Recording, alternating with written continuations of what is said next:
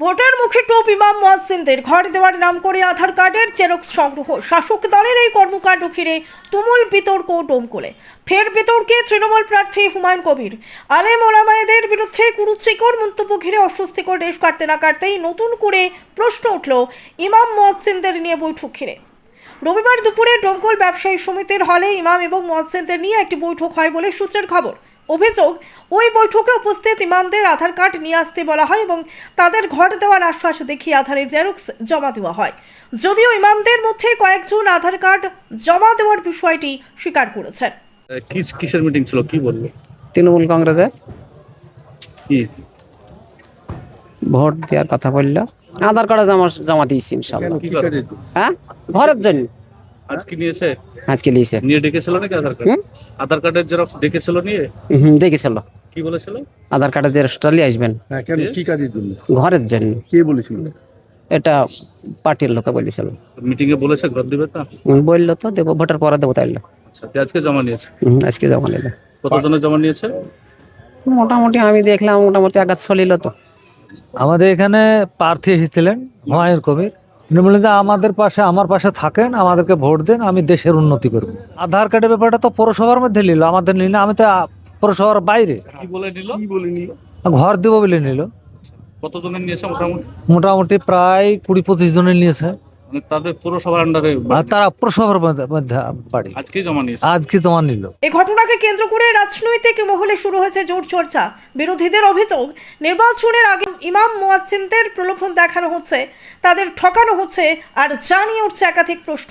প্রথমত আমি নির্বাচন কমিশনকে এটা দেখতে বলবো যে নির্বাচন ঘোষণা হওয়ার পর, এমসিসি লাগু হওয়ার পর এই ধরনের মিটিং করে কারো কাছে আধার কার্ড জমা নেওয়া, ঘর দেওয়ার প্রতিশ্রুতি দেওয়া যায় কি না, এটা আমাদের এখানকার যে আরও আছেন এসডিও সাহেব ডোমকল 75 বিধানসভার এবং বিডিও সাহেবরা আছেন, তাদেরকে দেখতে বলবো খুব সিরিয়াসলি। না হলে আমরা নির্বাচন কমিশনের একদম হায়ার অথরিটিকে হচ্ছে যে এটা জানাতে বাধ্য হব। 1 নম্বর। 2 নম্বর হচ্ছে যে উনি এর আগেও দেখলাম একটা ভিডিও যে প্রচারে গিয়ে উনি টাকা বিলি করছেন। আমরা এর আগে কিছু বলিনি। আসলে ওনার পায়ের তলার মাটি উনি যত দেখছেন ডোমকলে ঘুরছেন, তত পায়ের তলার মাটি হারিয়ে গিয়েছে। উনি প্রথমে ইমামদেরকে গালাগালি করলেন, পরে এটাকে ম্যানেজ করার জন্য আজকে ডেকে তাদেরকে আবার বলছেন ভোটের কথা বা হচ্ছে যে আধার কার্ড নিয়ে ঘর দেওয়ার কথা। এটা করতে হবে কেন? উনি যদি এত ভালো কাজ করে থাকে, এত ভালো মানুষ হয়ে থাকেন, তাহলে ইমামদেরকে গালাগালি বা করলেন কেন?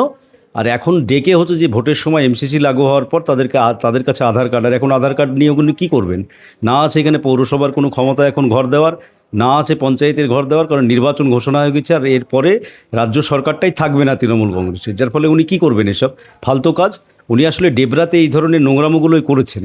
করার পর হচ্ছে যে ডেবরা থেকে তৃণমূল কংগ্রেস ওকে এখানে ভাড়াতে নিয়ে এসছে এখানে, যার ফলে উনি ডোমকলের কোনো মাটি চিনেন না, ডোমকলের কোনো মানুষের সাথে কোনো নেই, সম্পর্ক নেই, যার ফলে উনি এই ধরনের কাজগুলো করছেন এবং মানুষকে বিভ্রান্ত করছেন। আমি বলবো যে আপনি ভোট করতে এসেছেন ডোমকলে, সুস্থভাবে ভোট করুন, মানুষের কাছে যান, কিন্তু এই ধরনের নোংরামো হচ্ছে যে না করে মানুষকে সঠিকভাবে হচ্ছে যে মানুষের কাছে গিয়ে ভোট চান। আপনি আইপিএস নিজেকে পরিচয় দিচ্ছেন, অথচ এই ধরনের নিচ লেভেলের কাজ করছেন আপনি নির্বাচনের মুখে। আমরা এটা থেকে ওনাকে বিরত থাকার পরামর্শ দিচ্ছি। একজন প্রার্থীর উপস্থিতিতে আধার কার্ড জমা নিয়ে তাদেরকে ঘর দেওয়ার প্রতিশ্রুতি মডেল কোড অফ কন্ডাক্টের ভায়োলেন্স হয়েছে। তো এটা নিয়ে আমরা অবশ্যই নির্বাচন কমিশনকে লিখিতভাবে জানাবো। উনি এর আগেও নমিনেশনের আগেও উনি প্রকাশ্যে টাকা বিলি করেছেন 2টো অঞ্চলে। যেহেতু তিনি তখন নমিনেশন করেছিলেন না বলে আমরা নির্বাচন কমিশনকে জানাতে পারিনি। কিন্তু নির্বাচন কমিশনকে এই মুহূর্তে আজকে যেটা ঘটেছে যে ইমাম মুয়াজ্জিনদেরকে তিনি ঘরের প্রলোভন দেখিয়ে আর তাদের কাছে আধার কার্ড নিয়ে ভোট বৈতরণী পার হওয়ার চেষ্টা করছেন, এটা আমরা হতে দেব না। এই কারণে যে যারা প্রকৃত যোগ্য তারা অটোমেটিক্যালি ঘর পাবে। এই যে একটা ঠকানো, মানে এক কথায় প্রতারণা, সোজা বাংলায় বললে, একটা প্রার্থী তিনি নাকি আইপিএস ছিলেন, তো তিনি এরকম প্রতারণা করছেন কেন? ইমাম মুয়াজ্জিন সংগঠনে ওরা কি বোকা না ওরা ভিখারি? ওদের কাছ থেকে প্রলোভন দেখিয়ে একটা সেই ছাগলকে কাঁঠালের পাতা দেখানোর মতো অবস্থা, এটা হতে পারে। তবে এই বিষয়ে তৃণমূল প্রার্থী হুমায়ুন কবিরের স্পষ্ট দাবি, কে আধার কার্ডের জেরক্স জমা দিয়েছে তা জানা নেই। তবে ভোটের মুখে শুরু হয়েছে তুমুল বিতর্ক। ব্যুরো রিপোর্ট, বাংলার বার্তা।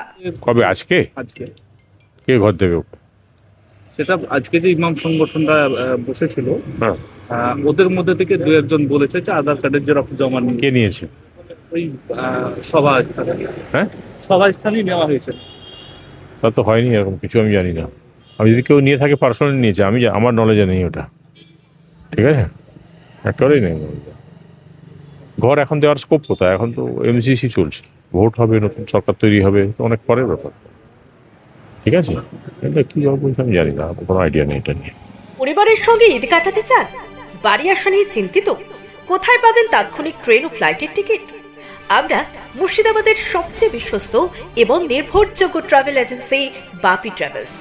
আমরা তাৎক্ষণিক ট্রেন এবং ফ্লাইট বুকিং এর সঠিক পরিষেবা এবং পরামর্শ দিয়ে থাকি। আমাদের অভিজ্ঞ টিম 24 ঘন্টা প্রতিটি ধাপে আপনার পাশে থাকবে। আপনার টিকিট বুকিং থেকে শুরু করে বোর্ডিং পাস, এমনকি এয়ারপোর্টে প্রবেশ পর্যন্ত। তাহলে আর দেরি না করে আপনার যাত্রাপথকে আগের চেয়ে আরও সহজ ও নিরাপদ করতে আজ যোগাযোগ করুন আমাদের সাথে। আমাদের ঠিকানা ডোমকল বাস স্ট্যান্ডের নিকট, মুর্শিদাবাদ। যোগাযোগ নাম্বার 9134343408 অথবা 9775750808।